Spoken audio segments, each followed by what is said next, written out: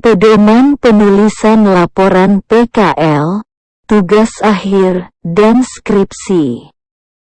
Buku ini dibuat sebagai pedoman mahasiswa Diploma 3 maupun Diploma 4 Politeknik Negeri Medan dalam menyusun laporan praktik kerja lapangan, menyusun proposal tugas akhir dan menyusun laporan tugas akhir.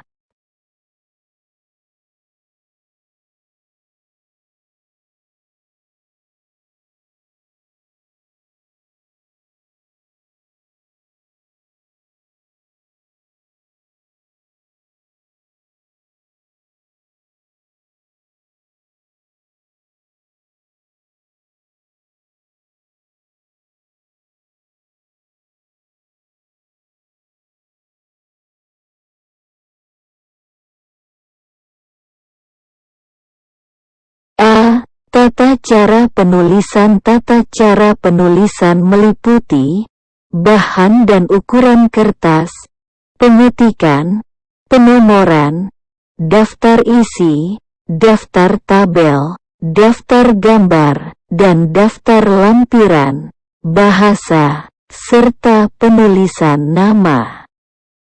1.1 Bahan dan ukuran kertas. 1.1.1 Ukuran kertas naskah dibuat di kertas HVS 70 gram per meter persegi warna putih ukuran A4, 21 x 29,7 cm, dan tidak bolak-balik. 1.1.2 Aturan sampul 1, proposal tugas akhir. Sampul depan plastik transparan bening dengan sampul belakang kertas jeruk warna bendera jurusan. 2. Laporan praktik kerja lapangan. Sampul lunak, soft cover, senyawa warna sesuai warna bendera jurusan. 3. Tulisan yang tercetak pada sampul sama dengan yang terdapat pada halaman judul. 1.2 Pengetikan. 1.2.1 Jenis huruf naskah diketik dengan komputer menggunakan jenis huruf Times New Roman 12 pet untuk seluruh naskah, kecuali ukuran font untuk tabel. Dapat disesuaikan dengan ukuran font minimal 10 pet.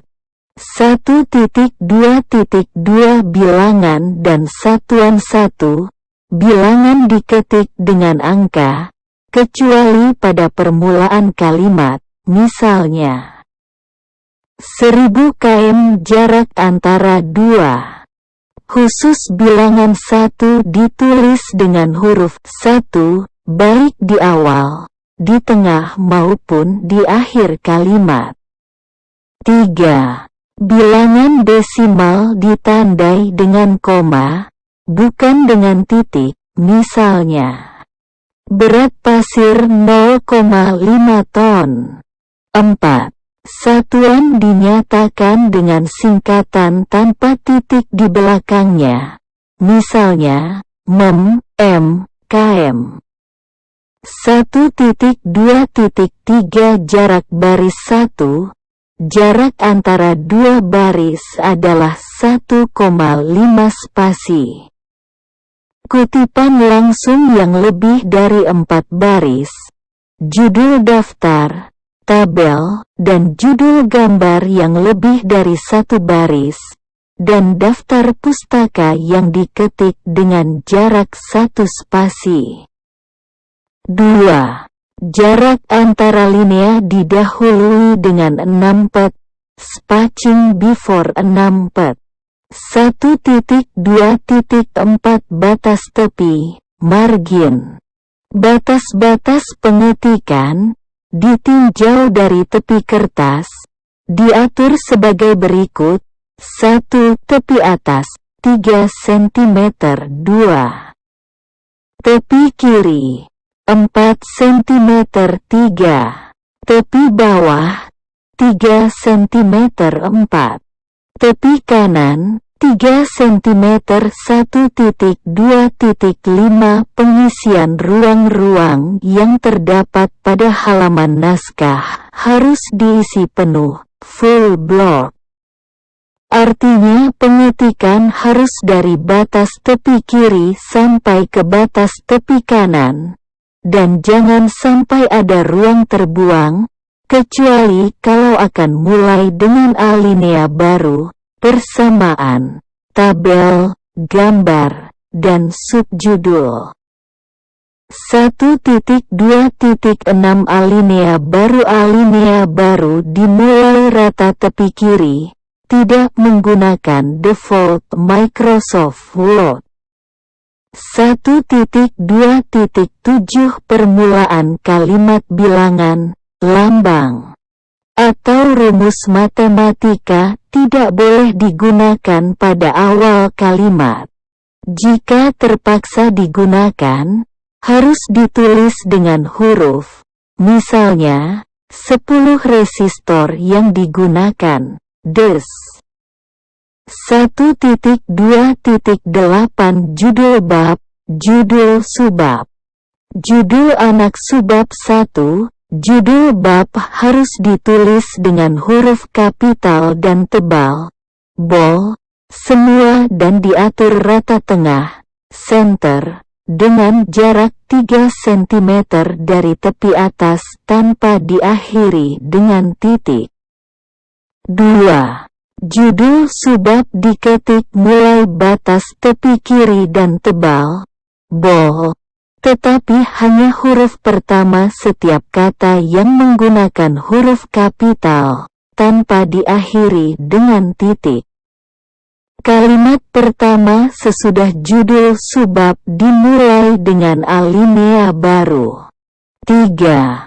Judul anak subbab diketik mulai batas tepi kiri, tetapi hanya huruf pertama yang menggunakan huruf kapital, tanpa diakhiri dengan titik. Kalimat pertama sesudah judul anak subbab dimulai dengan alinea baru. 1.2.9 Rincian ke bawah. Jika pada penulisan naskah ada rincian yang harus disusun ke bawah, pakailah nomor urut dengan angka Arab atau huruf sesuai dengan derajat rincian. Penggunaan tanda peluru, bulet, seperti, dan yang ditempatkan di depan rincian tidak dibenarkan. 1.2.10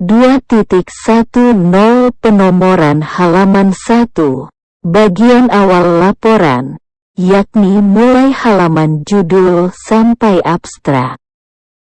Diberi nomor halaman dengan angka Romawi kecil di bagian kanan bawah dengan jarak 1,5 cm dari tepi kanan dan 1,5 cm dari tepi bawah.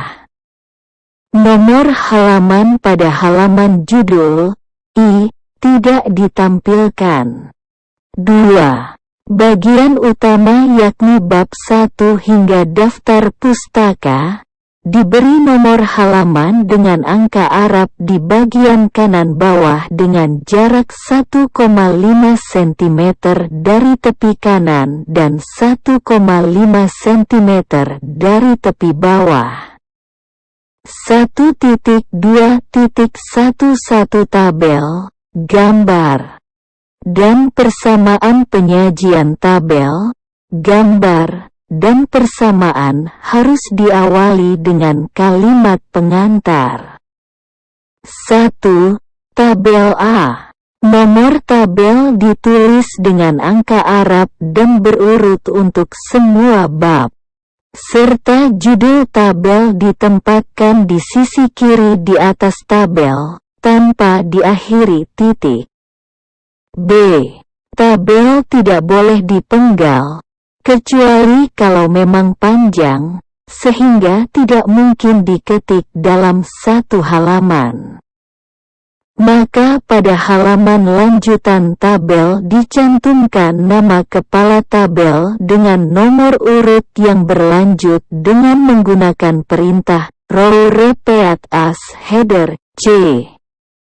Kalau tabel lebih lebar dari ukuran lebar kertas, sehingga harus dibuat memanjang, maka bagian atas tabel harus diletakkan di sebelah kiri atas, landscape D. Tabel yang lebih dari 2 halaman atau yang harus dilipat, ditempatkan pada lampiran. 2. Gambar A. Bagan, grafik, peta, dan foto semuanya disebut gambar. B. Nomor gambar menggunakan angka Arab diikuti keterangan gambar dan diletakkan rata tengah di bawah gambar tanpa diakhiri titik. C. Keterangan notasi gambar menjadi satu dengan gambar dan dituliskan pada tempat-tempat yang lowong di dalam gambar. D. Bila gambar melebihi lebar kertas, maka bagian atas gambar harus diletakkan di sebelah kiri kertas. E. Ukuran gambar, lebar dan tingginya, diusahakan supaya wajar dan proporsional. Letak gambar diatur rata tengah, center, halaman. 3. Persamaan-persamaan ditulis dengan jarak 1 cm dari tepi kiri dan diberi nomor yang terletak rata tepi kanan, sebelum nomor persamaan didahului dengan titik-titik penghubung. Format nomor rumus persamaan berurutan. 1.3 Bahasa 1.3.1 Bahasa yang dipakai ialah bahasa Indonesia yang baku sesuai dengan ejaan yang disempurnakan, EYD. 1.3.2 Bentuk kalimat tidak boleh menampilkan orang pertama dan orang kedua, saya, aku, kami, kita, engkau, dan lain-lain, tetapi dibuat berbentuk pasif. Pada penyajian ucapan terima kasih seperti pada kata pengantar, saya diganti dengan penulis. 1.3.3 Istilah-istilah yang dipakai ialah istilah Indonesia atau yang di-Indonesiakan. Jika terpaksa harus memakai istilah asing, gunakan huruf miring, italik, pada istilah tersebut. Kesalahan penggunaan istilah yang sering terjadi adalah seperti 1. Kata penghubung, seperti sehingga, dan sedangkan, dan di mana, tidak boleh dipakai memulai suatu kalimat. 2. Kata di mana, dan daripada kerap kurang tepat pemakaiannya. Misalnya pada kalimat kelebihan daripada metode ini. Dalam bahasa Indonesia bentuk yang demikian tidak baku dan jangan dipakai. 3. Awalan ke dan di harus dibedakan dengan kata depan ke dan di. Contoh, A. Dalam kata kemanusiaan, ke sebagai awalan sedangkan dalam ke pabrik, ke sebagai kata depan. 4. Tanda baca harus dipergunakan dengan tepat. 5. Jika terdapat suatu istilah yang merupakan suatu singkatan, maka penulisan pertama kali harus disertai dengan kepanjangan istilah tersebut.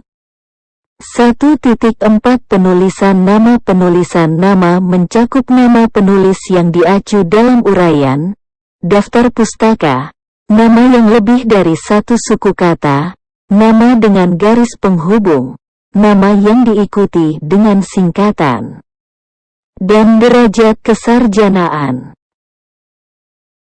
1.4.1 Nama penulis yang diacu dalam uraian penulis yang tulisannya diacu dalam uraian hanya disebutkan nama akhirnya saja dan kalau lebih dari 2 orang hanya nama akhir penulis pertama yang dicantumkan diikuti dengan DKEK. 1.4.2 Nama penulis dalam daftar pustaka. Dalam daftar pustaka, semua penulis harus dicantumkan namanya, dan tidak boleh hanya penulis pertama ditambah DKEK. 1.4.3 Nama penulis lebih dari satu suku kata. Jika nama penulis terdiri dari dua suku kata atau lebih, cara penulisannya ialah nama akhir diikuti dengan koma, singkatan nama depan, tengah dan seterusnya, yang semuanya diberi titik, atau nama akhir diikuti dengan suku kata nama depan, tengah dan seterusnya. Untuk nama Indonesia tidak menggunakan aturan di atas, ditulis sesuai dengan aslinya. Contoh, C.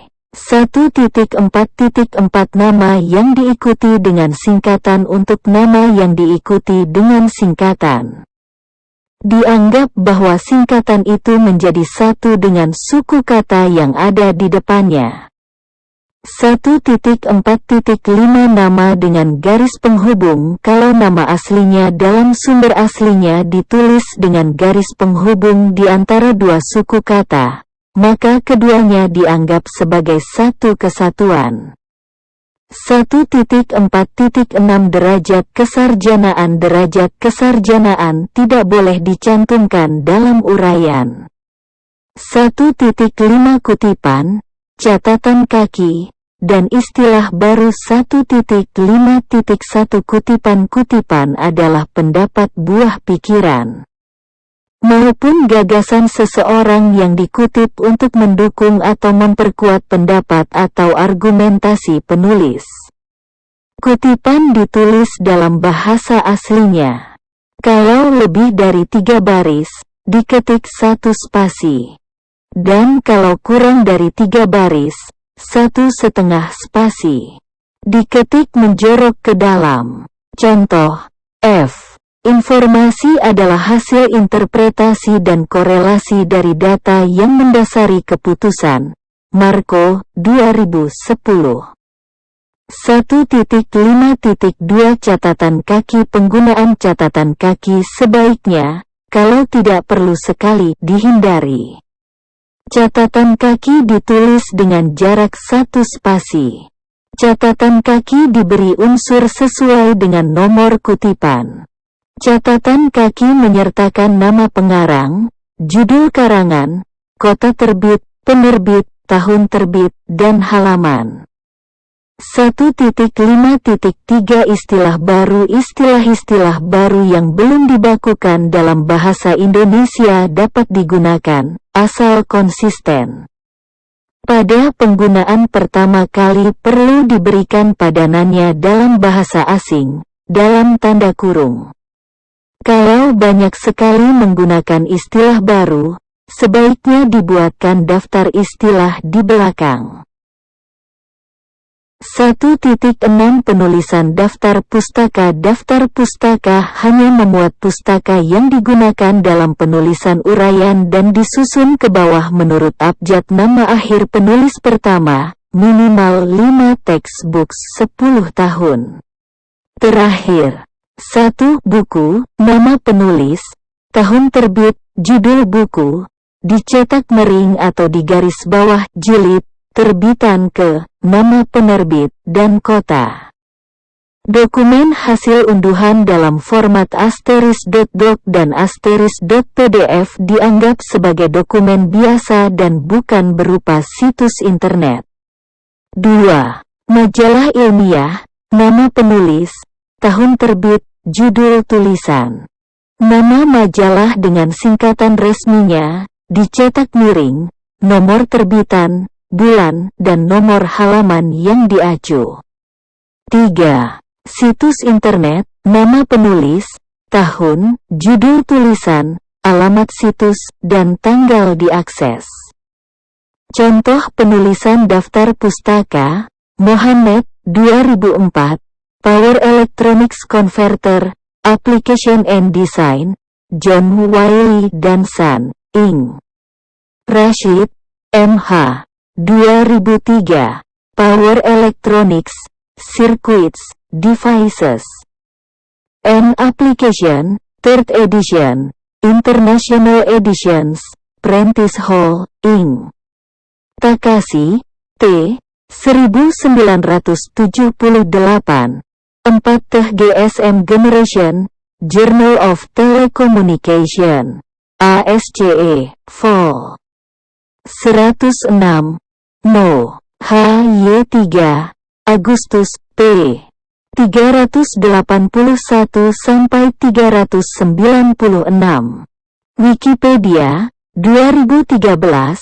Code Division Multiple Access.